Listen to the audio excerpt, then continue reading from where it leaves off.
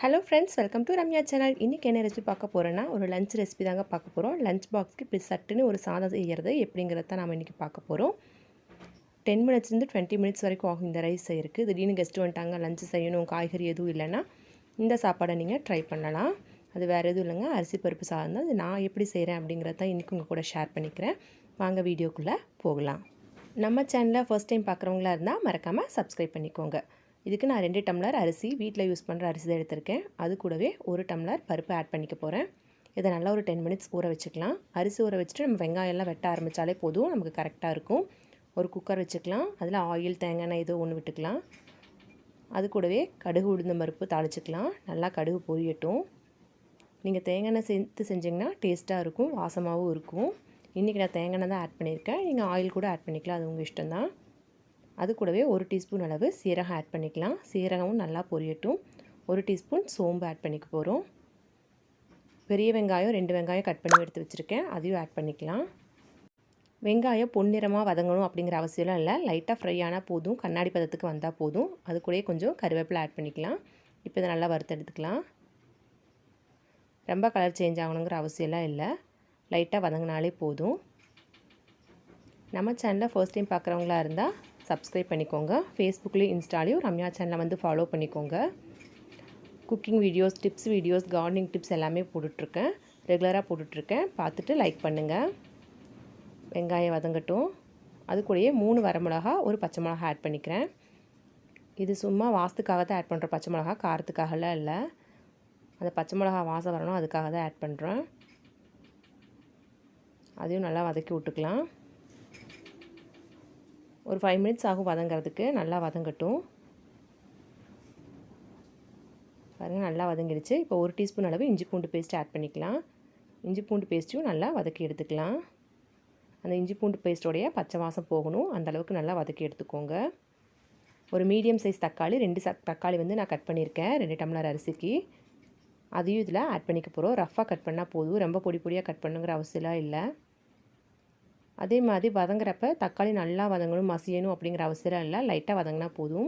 வெங்காயம் தக்காளி லைட்டாக வதங்கினா போதும். பிரியாணிக்கு வதக்குற மாதிரி நல்லா வதங்கணும், மசியணுங்கிற அவசியம்லாம் நமக்கு இல்லை இந்த சாப்பாட்டுக்கு. பாருங்கள், லைட்டாக வதங்கினா போதும். லைட்டாக வதங்கிருச்சு. இப்போ நம்ம 1 டீஸ்பூன் அளவுக்கு மஞ்சத்தூள் ஆட் பண்ணிக்க போகிறோம். சாப்பாட்டுக்கு கலர் நல்லா கிடைக்கணும் இல்லையா, அதுக்காக. 1 டீஸ்பூன் அளவு பெருங்காயத்தூள் ஆட் பண்ணிக்கோங்க, நல்ல வாசமாக இருக்கும். இப்போ இதை நல்லா மிக்ஸ் பண்ணி விட்டுக்கலாம். நல்லா வதங்கட்டும். அந்த மஞ்சளுடைய பச்சை வாசனை போகணும். நல்லா வதங்கிடுச்சு. இப்போ நம்ம தண்ணி ஆட் பண்ணிக்கலாம். நான் 1 டம்ளர் அரிசிக்கு 3 டம்ளர் தண்ணி ஆட் பண்ணுறேன். பருப்போடு சேர்த்து 3 டம்ளர், அப்போ 9 டம்ளர் நம்ம வந்து வாட்டர் ஆட் பண்ணிக்கலாம். ஒரு சிலர் வந்து 1 டம்ளருக்கு 2 டம்ளர் தான் தண்ணி ஆட் பண்ணுவீங்க. அரிசி 1 டம்ளர் எடுத்தால் 2 டம்ளர் தண்ணி. அப்படி ஆட் பண்ணுறவங்க 3 டம்ளருக்கு 6 டம்ளர் தண்ணி ஆட் பண்ணிக்கோங்க. நாங்கள் நார்மலாகவே ரைஸ் வைக்கிறதுக்கு 3 டம்ளர் ஆட் பண்ணுவோம். அந்த கால்குலேஷனை தான் நான் இன்றைக்கி ஆட் பண்ணியிருக்கேன். அது கூடவே 1 டீஸ்பூன் மிளகாத்தூள் காரத்துக்கு ஆட் பண்ணிக்கலாம். 2 டீஸ்பூன் அளவு உப்பு ஆட் பண்ணிங்கன்னா போதும், அதுவே கரெக்டாக இருக்கும். இந்த ஸ்பூனில் 2 ஸ்பூன் ஆட் பண்ணிங்கன்னா போதும், உப்பு பர்ஃபெக்டாக இருக்கும். நல்லா கலந்து விட்டுக்கலாம். நல்லா கொதி வரட்டும். கொஞ்சம் மல்லி இலைகளை கட் பண்ணி போட்டுக்கலாம். இது ஆப்ஷனல் தான், இருந்தால் போடலாம், இல்லைனா ஸ்கிப் பண்ணிக்கலாம். இப்போ இந்த தண்ணி நல்லா கொதிக்கணும், அது வரைக்கும் வெயிட் பண்ணலாம். அதுக்குள்ளே நம்ம போய் அரிசியை வந்து களைஞ்சி எடுத்துகிட்டு வந்துக்கலாம். உப்பு காரமும் இந்த ஸ்டேஜில் செக் பண்ணிக்கோங்க கரெக்டாக இருக்கான்னு.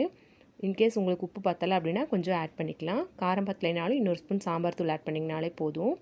நாங்கள் வீட்டில் அரைச்ச சாம்பார் தூள் தான் யூஸ் பண்ணேன். நீங்கள் கடையில் வாங்குகிற சக்தி மசாலா, ஆச்சி மசாலா எது இருந்தாலும் சாம்பார் தூளை நீங்கள் ஆட் பண்ணிக்கலாம். இப்போ அரிசியும் பருப்பையும் ஆட் பண்ணிக்க போகிறோம். ஆட் பண்ணிவிட்டு ஒரு 2 மினிட்ஸ் வெயிட் பண்ணலாம். அதுக்கப்புறம் குக்கருக்கு மூடி போடலாம், உடனே போடாதீங்க. வாழை இலை இருந்துச்சுன்னா இதுக்கு மேலே வாழை இலையை மூடி நீங்கள் குக்கர் மூடி போட்டு வச்சிங்கன்னா நல்ல வாசமாக இருக்கும் சாதம்.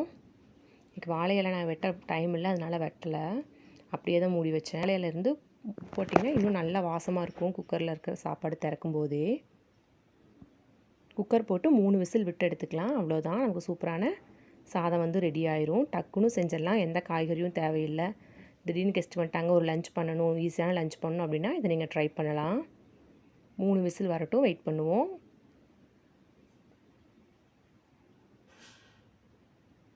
விசில் வந்து அடங்கிடுச்சு, விசிலும் அடங்கிடுச்சு. ஓப்பன் பண்ணலாம்.